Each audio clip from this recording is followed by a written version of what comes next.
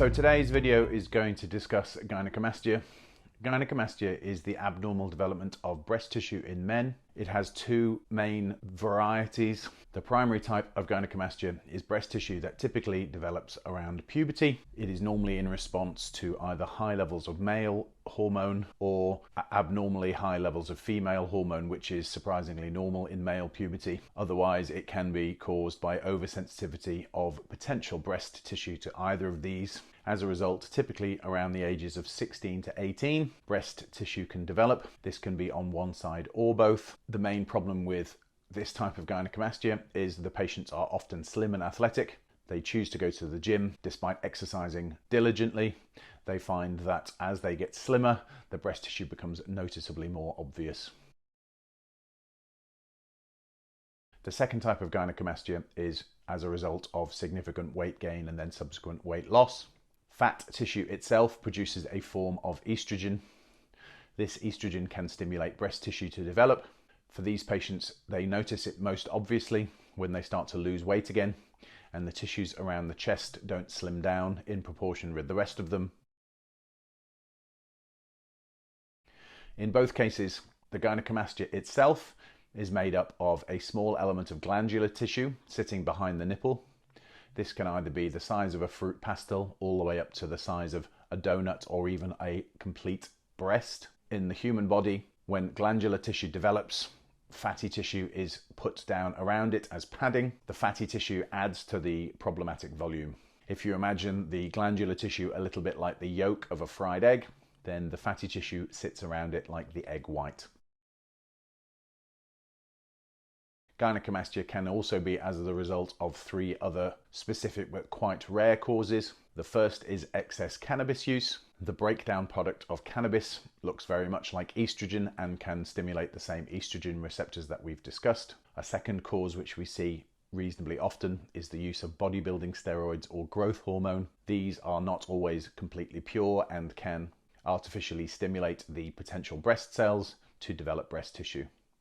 The third, and in my experience rarest cause, is testicular tumours. Some of these are hormone producing and again can stimulate breast tissue.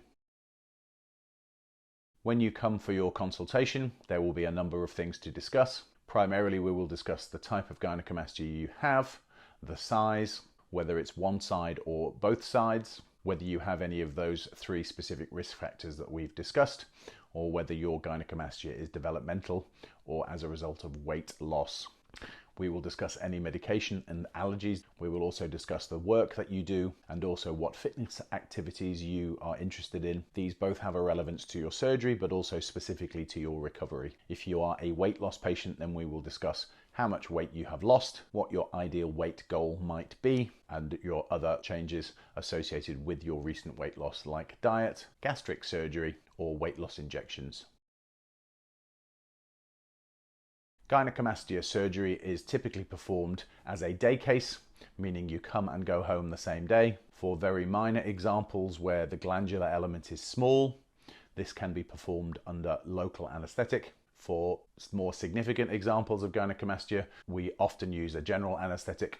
And for the largest weight loss type gynecomastia, where not only is there breast tissue and fat, but also there is a significant excess of skin, then this is definitely done as a general anesthetic, although again is usually performed as a day case. To remove the tissue, we make a small C-shaped cut following the natural line between the nipple and the skin. Through this, we perform some liposuction to remove the fatty tissue. We then excise the glandular element from directly beneath the nipple down to the chest wall. Through an incision like this, we can remove anything up to typically half a donut-sized glandular element. Very occasionally, if the glandular element is larger than this, then we need to extend that C-shaped scar with additional transverse linear scars. In the case of excess skin as well as glandular tissue, we perform an excision of the entire wedge of skin, leaving the scar underneath the pec major muscle. We then lift the nipple off and replace it as a free nipple graft. This nipple graft takes very similar to how a skin graft would do. The overall result is a flat chest with long scars which follow the natural contour of the pec major muscle, which fade over time. Typically it takes 12 to 24 months for these scars to fade completely. They are usually red and raised in the early phases. The C-shaped scar following the standard gynecomastia treatment, this tends to remain puckered in the early phases and a little indrawn, but because of the anatomical contour of the nipple against the skin, it tends to fade well. Once you have had your surgery, you will be sent home with a compression garment, which is essentially a Velcro corset that you wear around the chest. As an alternative, a tight-fitting muscle top, similar to those made by Under Armour, can be bought. One size too small would be our recommendation. These tight-fitting tops create some compression to the chest, which minimizes the chance of swelling or bruising and speeds up your recovery. Overall, we recommend that you do nothing physical for the first week, irrespective of what type of gynecomastia surgery you've had. At the end of the second week, you should be able to get back to activities of daily living, including light exercise. It will take between 6 and 12 months for your final result to be achieved. Up until this point, it's normal to have swelling, unevenness, lumpiness, and some fixation of the nipple to the chest wall. Massage and patience are the best treatments while you are recovering. Complications following gynecomastia include the scar itself, which we have discussed. Nipple sensation can be lost temporarily or occasionally permanently. It is a little unpredictable in whom this will be the case, but the vast majority of male patients don't seem to worry too much about altered nipple sensation. Infection is rare but not completely unheard of. This is sometimes treated by antibiotics and much more rarely treated by additional surgery. Something to bear in mind is most patients are slim and athletic and are desperate to get back to physical exercise.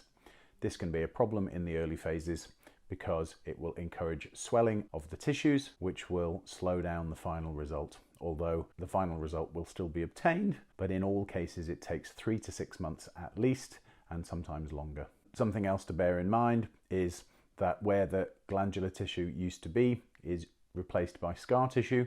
This scar tissue can, in some patients, become thick and stiff and pull the nipple in. The nipple may also become adherent to the muscle underneath. For people who exercise, especially their pec muscles, this adherence of the nipple to the chest wall can create a contour defect which they don't like.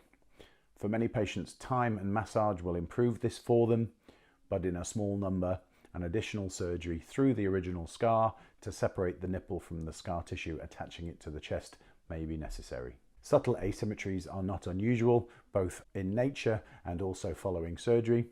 These are to be expected. Something to bear in mind is in those patients who experience usually unilateral gynecomastia, which is fast growing without a clear cause, usually after puberty. For these people, it is important to consider breast cancer. Breast cancer is rare but not unheard of in male patients. If these are symptoms that you are experiencing, then it's important to either get in touch with us here at Adam Goodwin Surgery or your GP, as this may be something that needs investigating with a detailed history with an ultrasound and potentially a biopsy.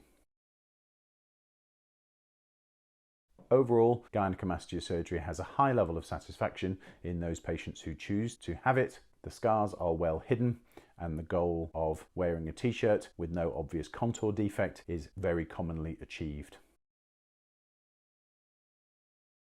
If any of these symptoms or concerns apply to you, then please get in touch with us here at adamgoodwinsurgery.com. Consultations are free, and we would be more than happy to discuss your condition, your treatment options, and what kind of results you could expect. Contact details are at the end of the video.